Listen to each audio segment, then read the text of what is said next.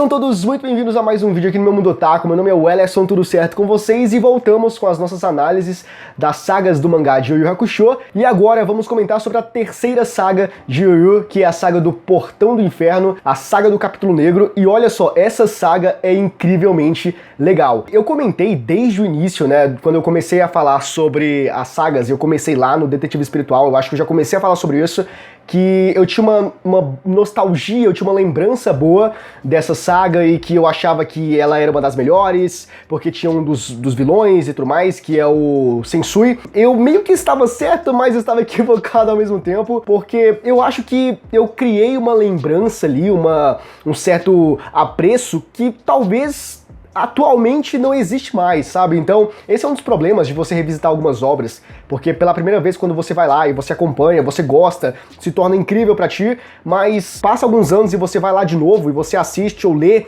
e você tenta entender por que foi tão marcante, né? Tão nostálgico pra ti, né? Por que você teve uma forte emoção pela primeira vez. Então, esse é um dos problemas que existe, mas enfim, a questão é, a saga ainda é boa, ela é interessante, porém eu não lembrava de praticamente nada do que aconteceu. E claro, novamente, eu quero frisar isso daqui, a primeira vez, o meu primeiro contato com Yu Yu foi no anime. Eu estou lendo o mangá pela primeira vez, então eu não sei exatamente, porque eu não lembro, né, dos detalhes. Por isso eu não sei exatamente o que é tão fiel e algumas coisas que foram cortadas, porque como eu comentei lá na saga do Detetive Espiritual, muita coisa foi cortada, muita coisa que está presente no mangá não está no anime, foi cortado, sei lá, uns 10 capítulos vai pra 3, então eu não sei exatamente o que tem no anime, né, o que tá no mangá e tá no anime, mas enfim, eu só sei que muita coisa eu não lembrava de absolutamente nada, principalmente o início dessa saga, que eu achei, ao mesmo tempo que legal, achei um pouco cansativo também.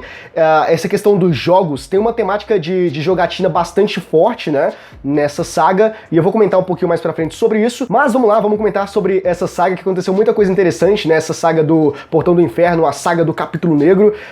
Então, sem mais delongas, vamos abordar sobre tudo o que aconteceu aqui.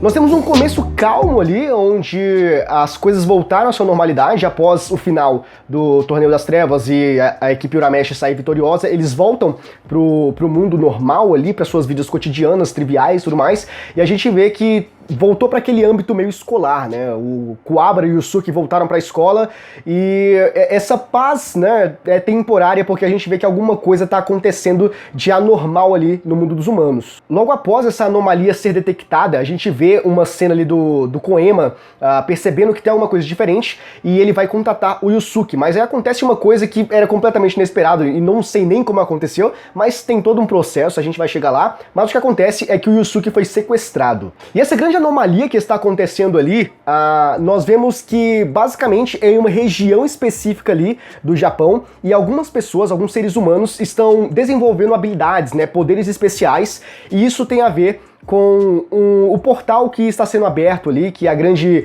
tônica dessa saga. A gente vai chegar nesse ponto, tá? Mas enfim, a gente tem esses seres humanos que estão despertando, né, os seus poderes e começa a preocupar essa ideia de seres humanos tendo habilidades especiais e o que está acontecendo. E aí nesse meio a gente vê que quem sequestrou Yusuke é um desses caras que despertaram habilidades, e ele não é o único, tem mais dois, se eu não estou equivocado, e aí entra numa série de jogos. Eles são levados para uma casa meio sinistra ali e tem uma série de brincadeiras ali, de desafios, melhor dizendo, que eles têm que enfrentar para reaver o Yusuke, né, para conseguir encontrar o Yusuke e trazer ele de volta. E nesse processo o Kuwabara também é sequestrado, enfim, então acontece muita coisa.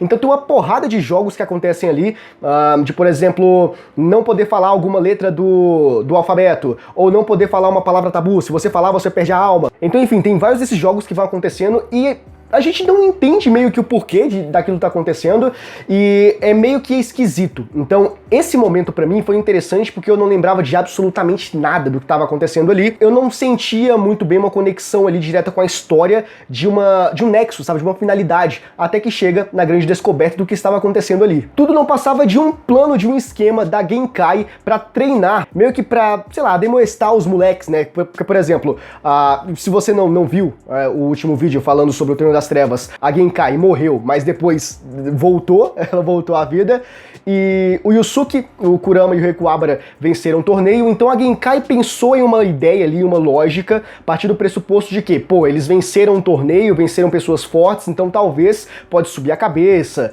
a arrogância ali, o ego tá inflado, então eles precisam perceber, eles precisam entender que sempre vai ter alguém mais forte. E mesmo que sejam as pessoas mais bobinhas ou que não aparentam um grande perigo, essas pessoas podem ludibriar, então é importante que eles sempre estejam atentos a qualquer adversário, a qualquer ameaça. E basicamente foi para isso que serviu esse primeiro momento, essas séries de jogos aí com os protagonistas, com os personagens principais e, enfim, cara, eu não sei, a lição foi interessante, né, a lógica de sempre ter alguém mais forte do que você e estar sempre atento e tudo mais, só que, não sei, eu acho que pra mim não foi tão incrível assim, e quando eu digo que eu tava meio que equivocado em relação a essa saga, é porque tem algumas cenas, tem alguns momentos ali, na verdade, que são um pouco chatinhos ali pra mim, tá? Eu achei um pouco arrastado ou sei lá, poderia ter outras coisas mais interessantes, porém tem outras coisas que são muito interessantes, são muito empolgantes, principalmente a reta final dessa saga. Então eu ainda acho que essa é uma das melhores sagas de Yu Yu Hakusho.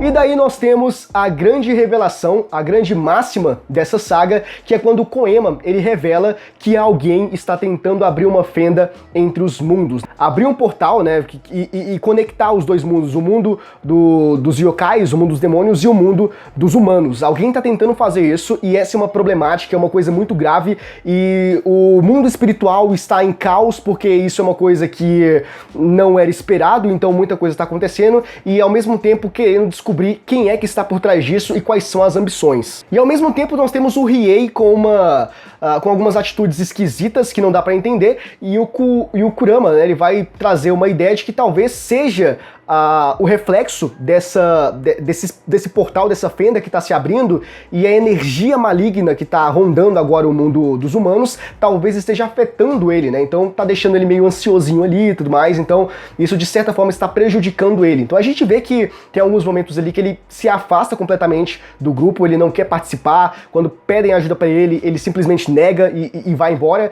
Então a gente vê que o Riei, ele tá numa fase meio rebelde ali, ele não quer saber de nada. E eis que então é revelado o personagem que está por trás do Túnel das Trevas, né, que é essa ideia de romper a fenda e conectar os dois mundos, e esse cara é o Shinobu Sensui. Cara, esse personagem é sensacional. Isso eu lembrava, isso eu tinha certeza que eu lembrava, e foi comprovado aqui enquanto eu estava lendo, porque realmente o Sensui é um dos melhores vilões de toda a história de Yu Yu Hakusho, né? Eu acho que, na minha opinião, talvez ele seja até o primeiro, né? Não sei exatamente, teria que pensar ali, mas provavelmente, né, de bate-pronto aqui pra vocês, eu acho que ele seria a minha primeira escolha. Então a gente vê que ele é o responsável, ele está por trás disso, a gente já sabe que é ele, agora nós precisamos descobrir quais são as motivações dele, né? Então tem uma série de coisas que vão acontecendo até chegar a esse ponto, mas um detalhe interessante é que 7 pessoas começaram a trabalhar juntamente com o Sensui, e o número 7, eu não sei se isso tem uma ligação direta com quem ele é, e eu vou explicar isso mais pra frente, ou se é aleatório. Eu acho que não, eu acho que tem a ver com o que ele é. Mas 7 pessoas aleatórias ali foram meio que incumbidas de trabalhar juntamente com ele nesse processo aí do Túnel das Trevas para poder fazer essa conexão entre os dois mundos. E é interessante porque ao mesmo tempo que eles parecem ser coadjuvantes, né, esses personagens que não tem muita importância, tem, é claro, aquela importância naquele momento, mas sei lá, depois ele vai ser esquecido. Na verdade não, eles têm uma importância meio que fundamental, principalmente alguns deles ali, e quando chega no final a gente tem uma historinha sobre cada um deles, então eu vou chegar lá, mas é interessante e notar a importância de cada um deles. Então todos ali, e mais alguns do que outros, têm uma importância fundamental para a história e para o seu próprio desenvolvimento pessoal também, então é bem interessante.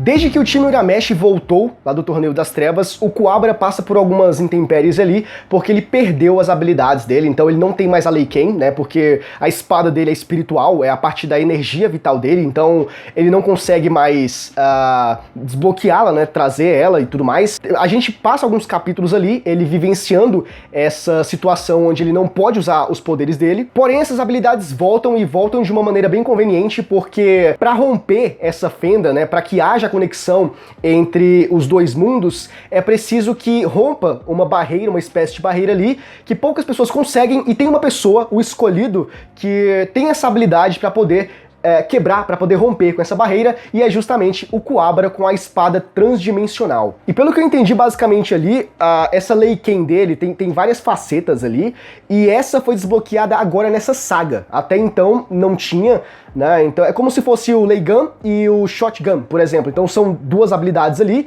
e a gente tinha a Leiken, que a gente conhece, normal, e agora tem a espada transdimensional, que é a espada que é utilizada para cortar dimensões. Basicamente isso, e agora o Kuwabara é um alvo, né, em potencial do Sensui, porque ele quer utilizar o Kuwabara, na verdade utilizar as habilidades do Kuwabara para romper com a dimensão ali dos dois mundos e fazer com que eles se conectem.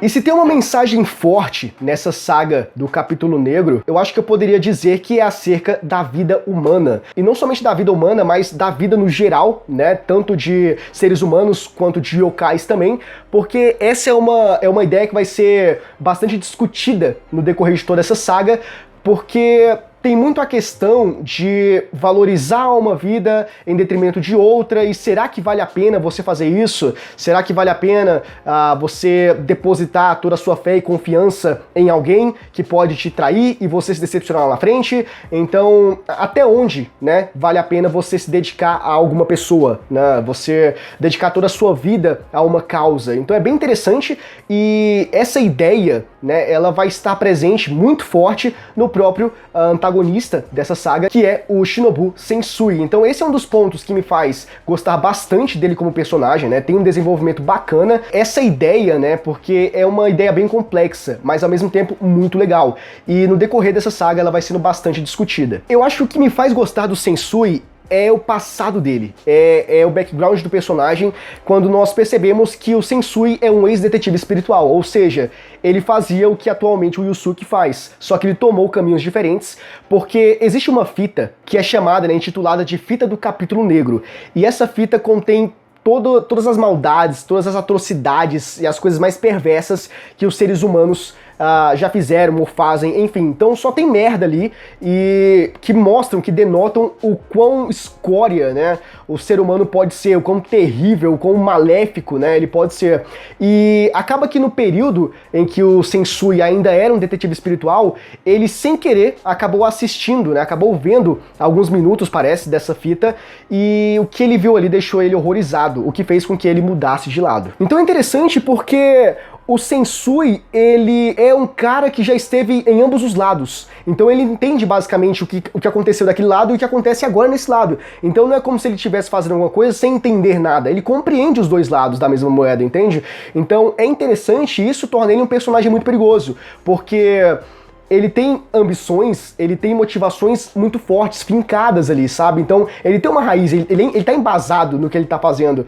E tudo isso torna ele um personagem, como é que eu posso dizer, mais compreensível, na verdade um vilão mais compreensível, pelo fato de que, poxa, ele defendia os seres humanos, vamos dizer assim, porque o detetive espiritual faz isso, né? Ele recebe as ordens do Meikai, enfim, o Koema, né, dá as ordens pro Yusuke, no caso, para destruir os demônios que possam vir pro mundo dos humanos e causar males, entendeu? Então o Yusuke vai lá e protege o mundo dos humanos, então ele tá protegendo os seres humanos, entendeu? Basicamente isso. O Sensui partia da mesma premissa e ele protegia os humanos, só que chegou um período ali que ele, poxa, eu tô investindo meu tempo, eu tô protegendo esses caras que são horríveis, que estão fazendo merda, poxa, não vou fazer isso. Mas, claro, tem toda uma questão ali mais complexa de simplesmente não é 8 ou 80, entende? Tem todo um processo, uma construção, e isso vai sendo abordado e eu vou tentar trazer aqui pra vocês, mas eu acho que esse é um dos vários motivos que fazem o vilão, né, o vilão Sensui ser interessante pra mim, né? Eu tenho uma certa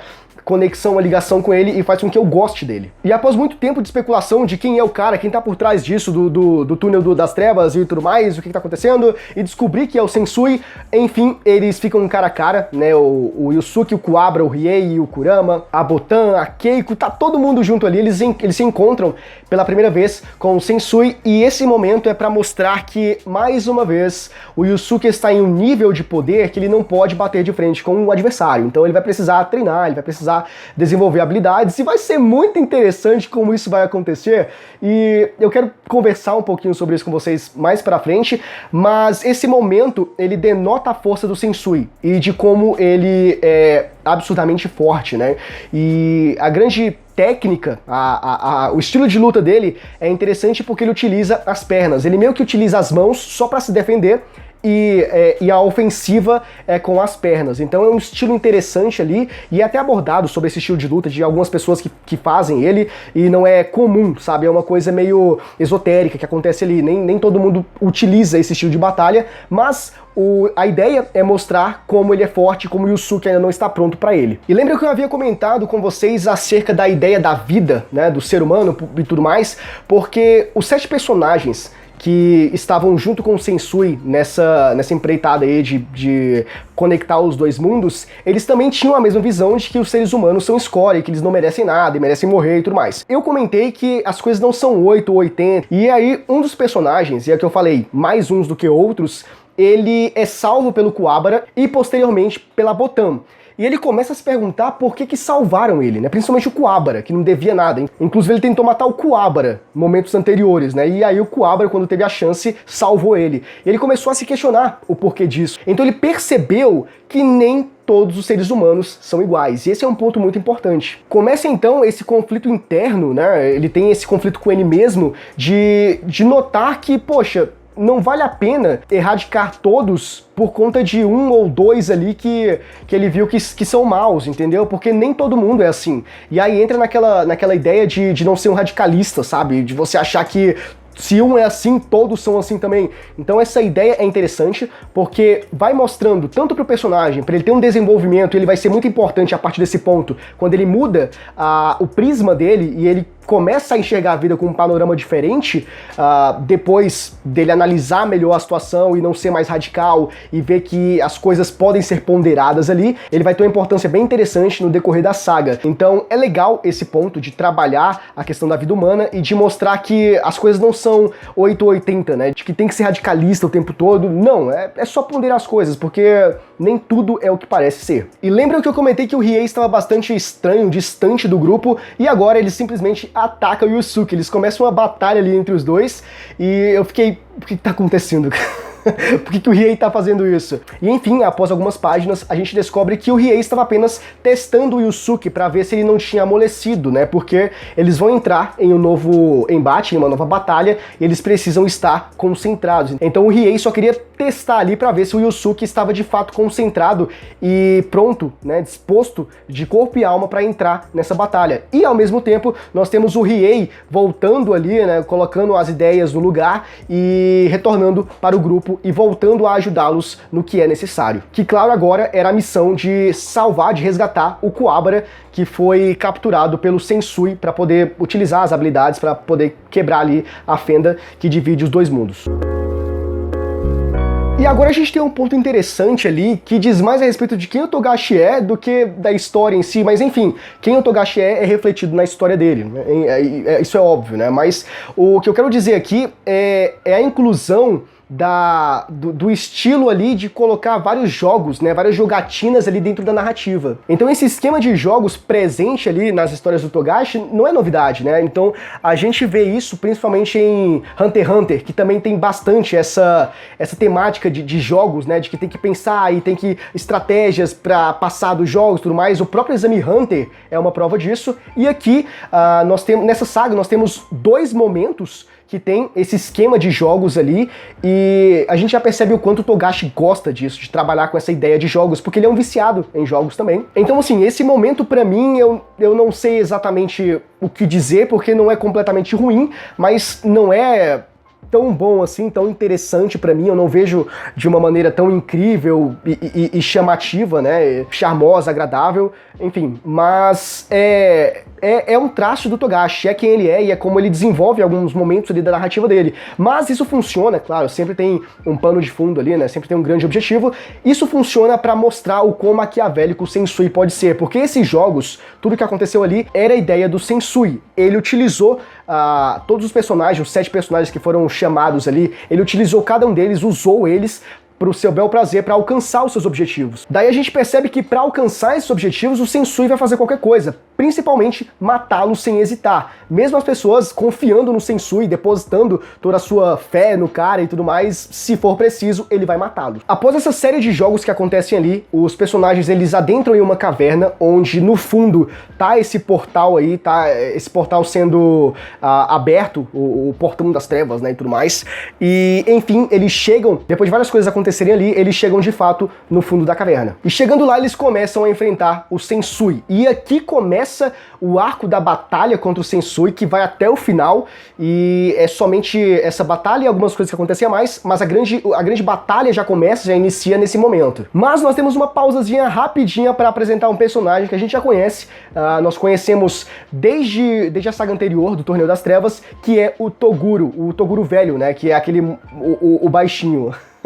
E diferente do que a gente acreditava que tinha acontecido no final da saga do Torneio das Trevas e que ele tinha morrido, que o Toguro e o outro irmão dele tinha matado ele, na verdade ele sobreviveu e com o passar do tempo, né, ele ficou bastante tempo se regenerando até que encontrou o Sensui. E resumindo, ele acaba enfrentando o Kurama e, cara, ele tem um desfecho completamente aterrorizante. É um destino bem horrível, que na verdade é até pior do que a morte, porque basicamente eles têm uma luta ali e o Kurama simplesmente coloca ele numa espécie de transe onde ele vai passar o resto da sua eternidade ali preso nesse transe. E essa planta que faz isso, essa alucinação, ela só se desvincula da pessoa quando ela morre. Mas o Toguro, esse irmão o irmão mais velho, ele tem a habilidade de se regenerar, ou seja, ele nunca vai morrer. Então ele vai ficar ali pelo resto da eternidade, acreditando que está lutando contra o Kurama, sendo que na verdade não passa de uma grande ilusão. Então é um negócio bem tenebroso ali e mostra mais uma vez o quão sinistro o Kurama pode ser.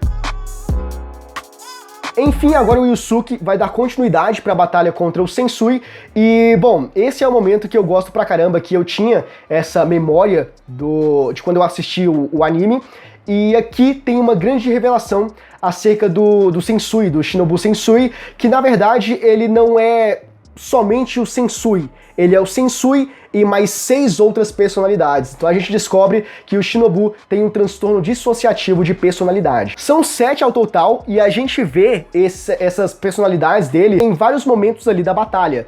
Então tem a personalidade que é mais maquiavélica, que não pensa em nada, só quer matar. Tem um cara que gosta de falar, gosta de falar mais, né, que é mais elegante, mais culto. Tem um que é mais emocional, é emotivo e tudo mais. E tudo isso é o Sensui, né? O Sensui é só mais um dentre esses 7. Então é muito legal, eu curti pra caramba essa ideia, né, do vilão não ser somente um, mas ser várias personalidades e isso afetar diretamente o modo como ele atua no combate e como ele reage a determinadas coisas ali ao longo da história. Eu achei isso incrível. E nós temos um ponto interessante, que é a chupeta do Koema, né? Eu não sei se você já reparou que ele tá constantemente com uma chupeta na boca e se você já se perguntou por que disso, né? Então, basicamente, tem uma função narrativa essa chupeta e basicamente ela funciona como um grande objeto, um item mágico que serve para meio que neutralizar, para repelir energia espiritual. E é isso que ele vai fazer contra o Sensui, na verdade com um portão, para fechar ele, para tentar inibir e ele abrir mais e os monstros, né, os yokais, virem pra cá. Então é interessante a gente ter esse momento apresentando o Koema, apresentando a chupeta dele e o que é a chupeta, a real função da chupeta dele e a função dela. Então eu achei legal esse momento.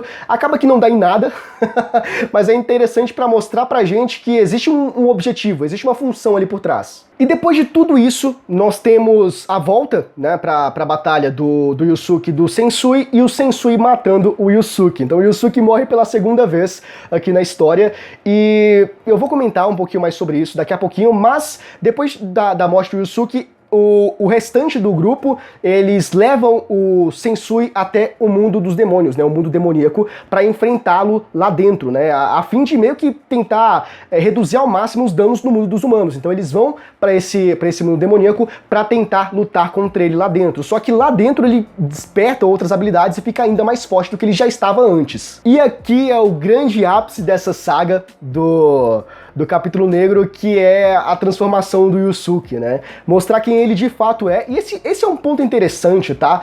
Mas basicamente o que acontece? Temos o renascimento do Yusuke, porque ele volta à vida, e uma transformação também no Pio.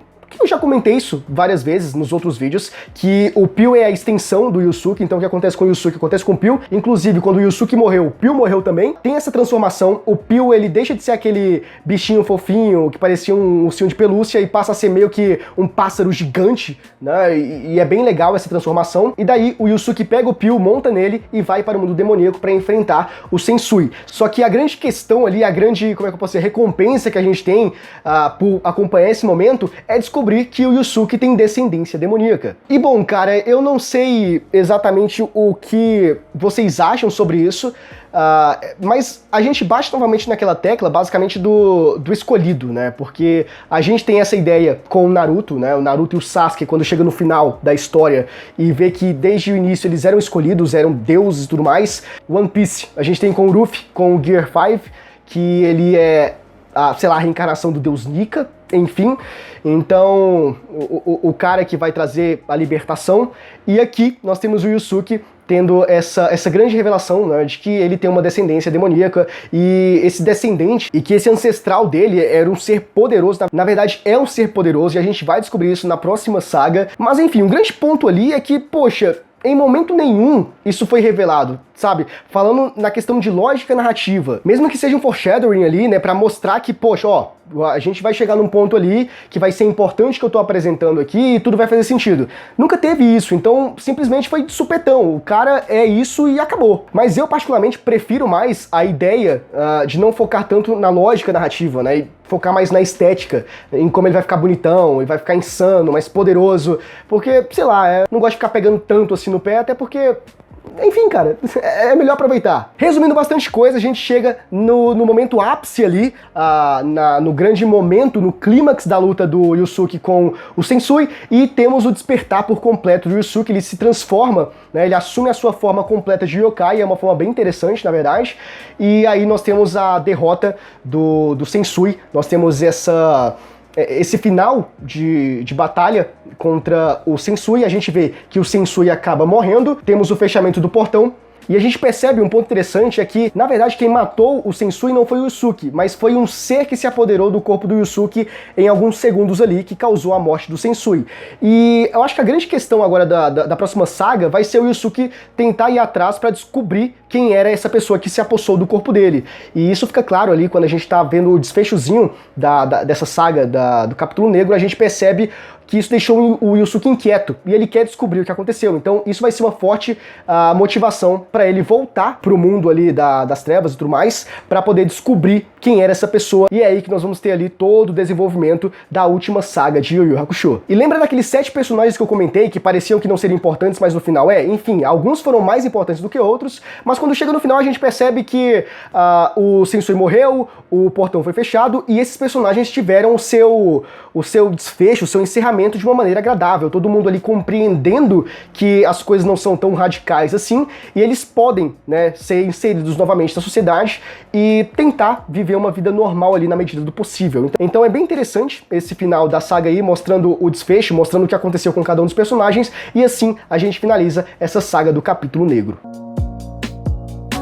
Bom, e esse aqui foi o vídeo de hoje. Se você chegou até aqui é porque provavelmente você gostou, na verdade, então eu peço, deixa o teu like porque é muito importante, ajuda no engajamento e me motiva a continuar gravando esses vídeos aqui pra vocês. E se inscreva no canal se tu não for inscrito e ative o sininho das notificações para tu não perder nenhum vídeo futuro que a gente enviar, e deixa aqui nos comentários o que você achou dessa saga do Capítulo Negro, tá? E enfim, no próximo vídeo a gente finaliza, eu trago pra vocês aqui a última saga de Yu Yu Hakusho, que é a saga dos 3 reis. No próximo vídeo a gente encerra falando sobre esta última saga. E é isso aí, eu conto muito com o vosso apoio, a gente se vê no próximo vídeo, abraço!